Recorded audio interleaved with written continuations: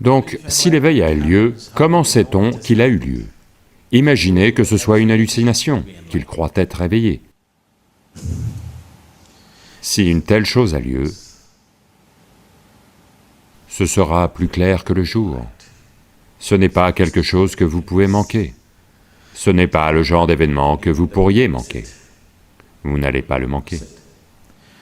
Mais quand je dis ça, il y a un problème lié à ça parce que, de nos jours, ça a lieu dans beaucoup d'endroits.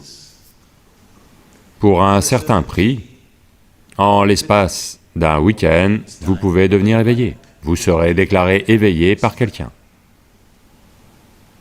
Vraiment, ça a lieu partout. Si vous payez juste une certaine somme d'argent, en un week-end, vous pouvez devenir éveillé. Je me souviens que dans les années 60, 1960, en Californie, des gens ont créé certaines entreprises, des services d'aide à l'éveil. La publicité, je m'en souviens très bien. Si vous allez en Inde, ça vous prendra 12 ans de rigueur.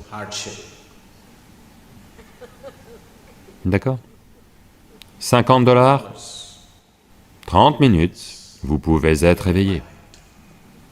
Ils utilisaient juste des machines psychédéliques. Vous affichez certains visuels et certains sons, ça va simplement vous exploser la tête, en raison des sons et des visuels. Quand vous sortez, vous êtes dans les vapes. Vous avez l'impression d'avoir vraiment atteint quelque chose. C'était ça la publicité. 50 $, 30 minutes, si vous allez en Inde, 12 ans de rigueur. Ici, c'est la Californie, rapide, nouvelle technologie. Ces machines de 1960, cette vieille technologie a maintenant infiltré l'Inde. Certains ont installé ces machines et ils prétendent qu'en un week-end, ils peuvent vous éveiller.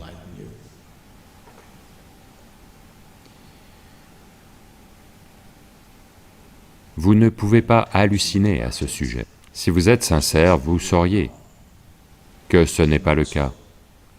Mais si ça fait partie de la course, que vous voulez être éveillé avant un autre, bien sûr, vous pouvez déclarer « je suis éveillé ».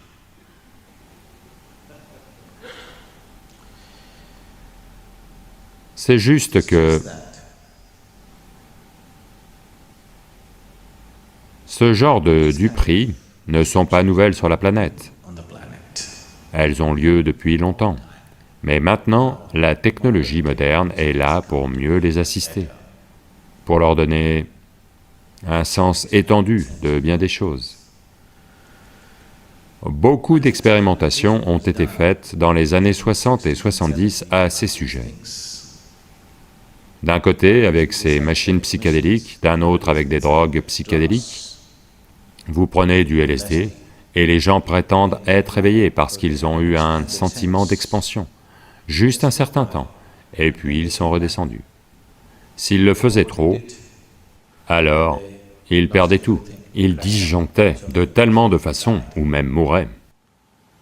Beaucoup de gens ont mentalement disjoncté à cause d'un usage excessif de drogues psychédéliques. Mais pendant ces quelques instants, ils se sont vraiment sentis éveillés. Ou du moins, c'est ce qu'ils pensaient.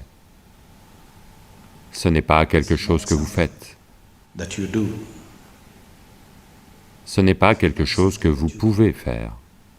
C'est juste que si vous cultivez le système, votre corps, mental, émotion et énergie au pic de ses possibilités, alors une fleur absolument merveilleuse s'épanouit en vous. Pas quelque chose que vous avez fait. Vous avez juste attendu avec le bon type de conditions et c'est arrivé. Il y a une très belle histoire dans la tradition yogique. Un certain jour, 4 hommes se promenaient dans la forêt. Ces 4 hommes marchaient dans la forêt. L'un est un gnana yogi, un autre est un bhakti yogi, un autre est un karma yogi, et le dernier est un kriya yogi. Ces 4 personnes ne peuvent jamais rester ensemble. Ils ne peuvent pas être ensemble. Parce que Gnana Yogi veut dire le yoga de l'intelligence. C'est un homme de l'intellect, un grand intellect. Il a un mépris total pour tout le monde. Il pense que tout le monde est idiot. En particulier, ces bhakti yogis qui font Ram Ram ou autres. Dans sa tête, ils ont l'air de parfaits idiots. Il ne les supporte pas. N'est-ce pas?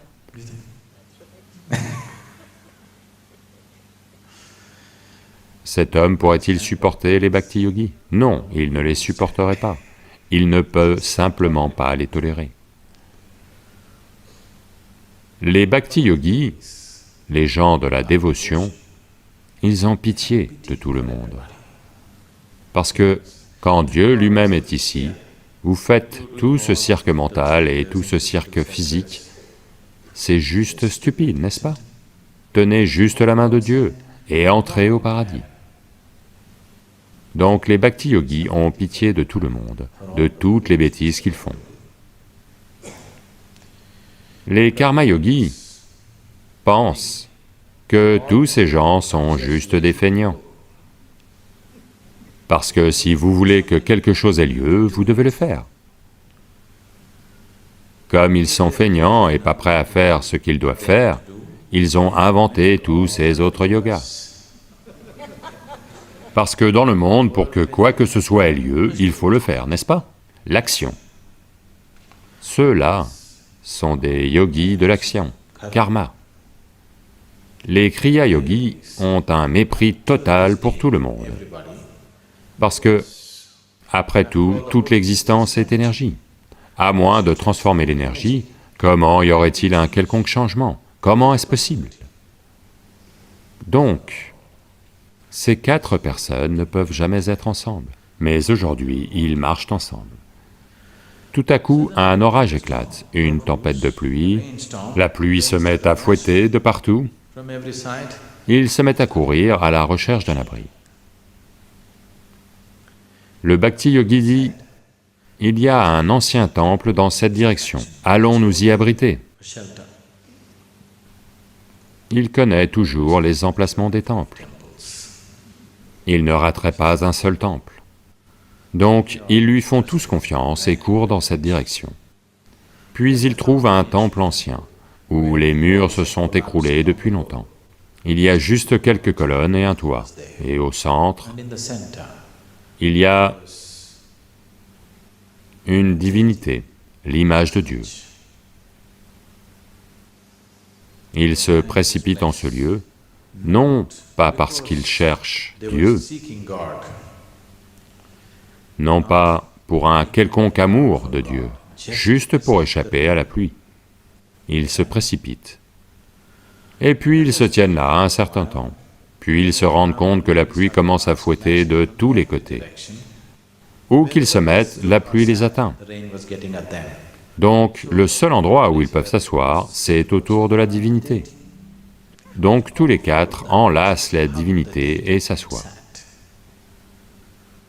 Pas parce qu'ils sont tombés amoureux de Dieu, simplement pour échapper à la pluie. Tout à coup, Dieu apparaît.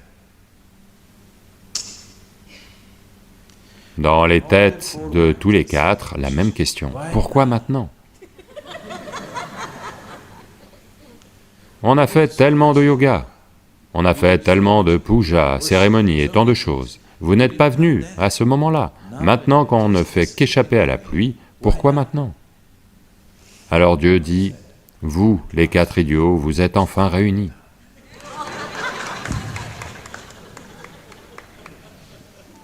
Sans ces quatre choses se réunissant en vous, votre tête, votre cœur, vos mains et votre énergie, à moins qu'elles ne se mettent toutes en place, à moins qu'elles n'atteignent toutes leur pic, ça n'aura pas lieu. Et si ça a lieu, y a-t-il la moindre chance que je ne le remarque pas? Il n'y a rien de tel, même si vous êtes aveugle, vous savez que le soleil s'est levé, n'est-ce pas? Oui, même si vous êtes aveugle, vous savez quand même que le soleil s'est levé, parce que personne ne peut le rater. Ce n'est pas un petit événement que quiconque peut manquer. Vous pouvez ne pas savoir si vous êtes né ou pas né, mais si vous êtes éveillé, vous le saurez. C'est bien plus grand que ça.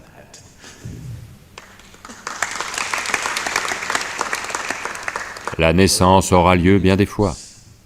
Ceci n'arrivera qu'une fois.